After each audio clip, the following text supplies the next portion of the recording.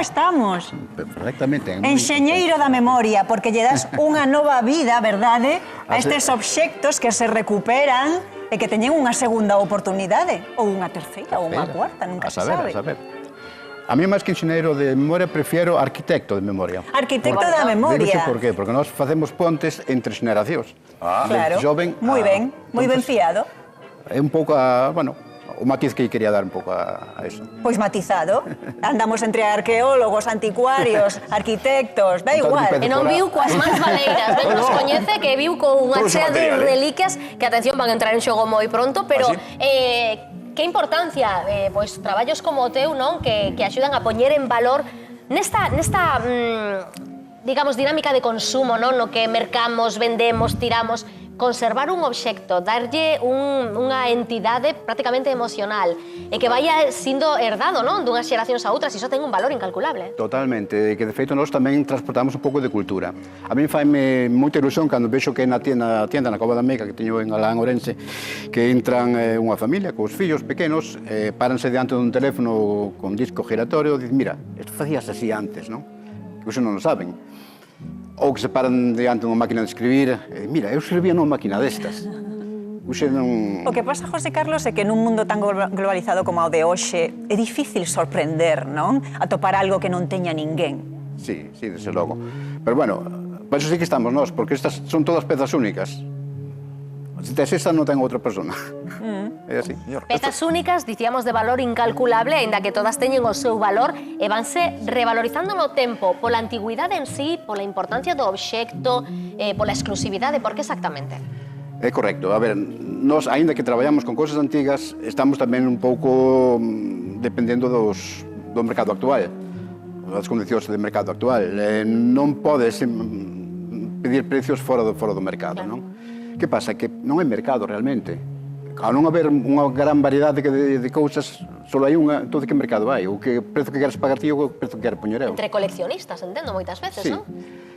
É que o coleccionismo é un sector solo das antigüedades. Despois está, por exemplo, tamén o que é a decoración vintage, que podemos ter. Tú igual non coleccionas cousas, pero igual tes un xogo de chupitos en casa que está moi en boga, ademais. Un xogo de café, por exemplo. É o que máis lle piden?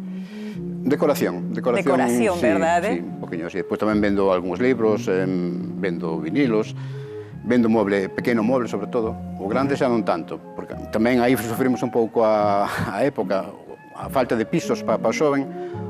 Se tú queres comprar unha antigüedade necesitas un sitio onde colocala. Claro, primeiro hai que ter onde. Se non tes piso, ese é complicado. Vives cos pais ou vives con piso compartido, pois ao final non tes ese espacio que necesitas para facer a lucir, non? O mellor xeito de atopar antigüidades é viaxar? Sí, para nós sí. De feito, combinas dúas paixóns así. Nós collemos furgoneta, cada ano facemos un viaxe por Europa, a distintos sitios, e vamos vendo que atopamos por aí, comprámoslo, mercámoslo e traémoslo para España. Entendo que tamén atoparedes xoias que teñen como un valor sentimental importantísimo, que ao mellor a xente quere taxalas para saber canto custarían, pero non se quere desprender delas en ningún caso, porque isto tamén xenera moito apego, non? Sí, eso ocorre moito, que teño algo en casa que non quero vender, pero era dun meu avó, quero saber o que é realmente, non? Sí, iso pasa, chámanos moito por eso, sí. Eu quería saber o que é isto, bueno, sei o que é, pero non sei para que se empregaba. Non? Sí. Pois non fai moito que temos agua corriente en casa. Entón, antes tiñas que ir ao pozo, é ben bonito, é precioso. Por agua. Isto era de casa de xente con cartos, non? Iso era para unha alcoba. A ver, aí tamén é como cos coches, hai coches máis baratos, coches máis caros, non? De que prezo estamos a falar neste caso? Podes dicir? Sí, neste caso estamos falando de 160 euros. Ai, pois non me parece cara, porque é unha peza bastante espectacular. É unha peza máis ou menos datada en cando? 1930, por aí. 1930. Sí, aí estamos falando de Victoria Bor, que é unha cerámica moi dura, en inglesa chamanlle tamén ironstone, pedra de ferro. Mira, estaban aquí, acabamos de desvelar o prezo desta peza, está o público revolucionado, claro, dicindo, pois eu penso que moito, pois eu botaballe máis, botaballe menos, non pasa nada. Son vostedes dos que teñen bo ollo a hora de adiviñar a canto valen as cousas ou sempre se pasan ou se quedan curtos? Imos poñer a proba a puntería de todo o mundo, e vai xogar o público, vai xogar na casa tamén, porque chega o momento, é que teño cabeceira e todo para isto, emocionome, de xogar o prezo xusto dentro cabeceira.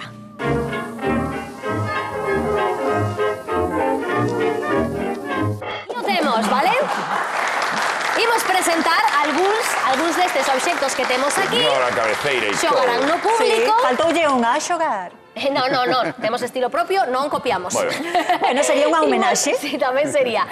Imos elexir un destes obxectos. A ver, a min chamame bastante a atención así este quinqué, máis que nada, porque o teño aquí diante. Parecemos que empecemos xogando con el? Veña. Dou algo de información e no público que vayan botando contas que imos preguntar canto pensan que custa. Trátase dun quinqué de estilo modernista, están o vendo, ben bonito, unha peza de luz e de historia. Que bonito escribimos, procedente dun anticuario francés.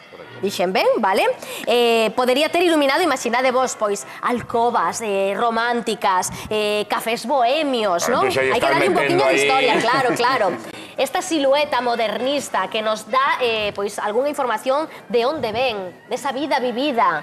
Un obxecto con moita historia, ben bonito, que canto pensades que custa a día de hoxe? Ímonos xogar, a ver, por exemplo, vos, que diríades? Parece que se pon exquisito, Juan. Home, hai que mirar o material, Fai como que entende, sabes? Fai como que entende.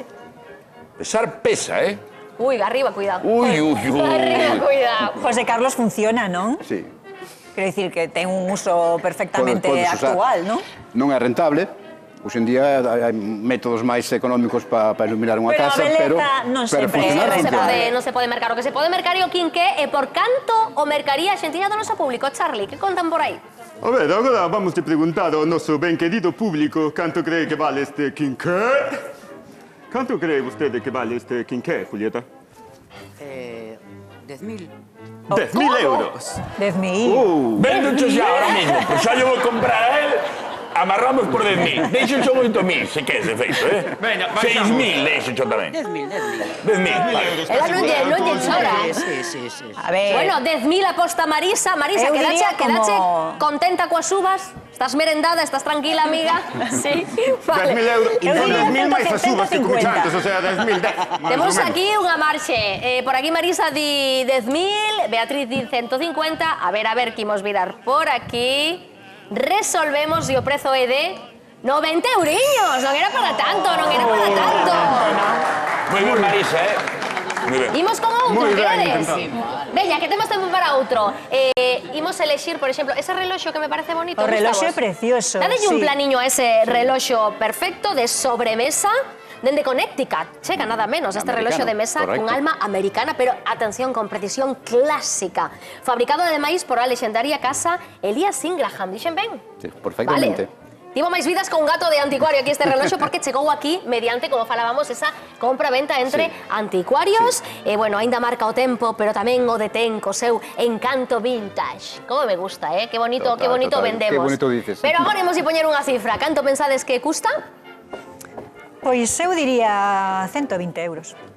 120 euros din por aquí. Pero No oye, público que opinan que sempre tiran para arriba, para arriba. A ver, Charlie, que din por A aí? ver, canto cambiei de persona porque de antes díxome 10.000, Marisa, así Tiene que que... dar outra cita da tienda, Mi madriña, vostede? 300. 300, claro, xa sou Bueno, por mercado. 300, ti decías, Beatriz? 120 creo que dixen, xa ni me lembro. 120, estará máis ou menos por Juan, ese a ver, baremo dalle, cousa? Dalle, canto? Juan.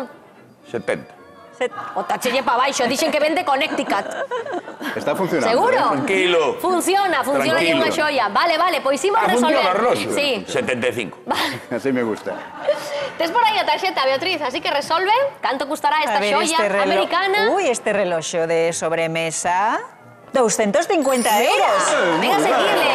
Quedabaste curto, desta volta. Quedámonos curtos, sí. 75. Quedámonos curtos. Sí, señor, isto pasa moitas veces que a xente cando acude ao anticuario non sabe moi ben Sí, se pasa, se queda curta. Pasa a menudo, realmente non saben canto valen as cousas. Eu comprendo que compran quizás algo fai 5 ou 6 anos a un precio, claro, pero o mercado xa non é o mismo. É non o mismo que che digan, teño un mueble que che quero vender barato, bueno, traesmo a tienda, teño que ir por ele, desmontarlo, baixalo, por levar a unha persona que me axude, pagarlle. Neste Este é caso de incluso un xoias, obxecto que non sabes nin o prezo. Teño cosas que non realmente... A ver, que vou explicar. A parte de vender cousas que merco eu, tamén teño cousas en depósito que me deixa xente para vender. Neste caso, creo que estás falando dun brazalete peruano, de guerreiro peruano, que conseguiu este señor que traballa en Médicos Sen Fronteiras, que non seus viaxes, e non sabe que prezo porlle. Eu intento contactar con ele para preguntarlle que facemos, porque pregunto a toda a xente por o brazalete. Teño que dicirlle que non sei por que non do contactado con Pois él. entendo que nestas casos Sí. custa o que a xente estea disposta a pagar por eles. Sí. Así que xa saben. Totalmente. Que maravilla, que bonito. Un poquinho de historia aquí nesta mesa. Xa rematache de xogar? Sí, Sí? sí, sí. Bueno, pues Todo fantástico. Todo ben, todo ben. A mí gusta esa brúxula. Gusta a brúxula? Agora falamos con ele e negociamos. Moitas Por tanto, grazas, non la José deixa. Carlos, por estar con nos Un hoxe e placer. traernos estes obxectos Moitas maravillosos. gracias. Volve cando que irás. Gracias. Un aplauso. Hasta luego. Que chaman? Que chaman? O teléfono vermello, está sonando. Haberá que ir coller. Veña, Juan. A ver, quen será? Ahora non chamedes, que estamos casi rematando,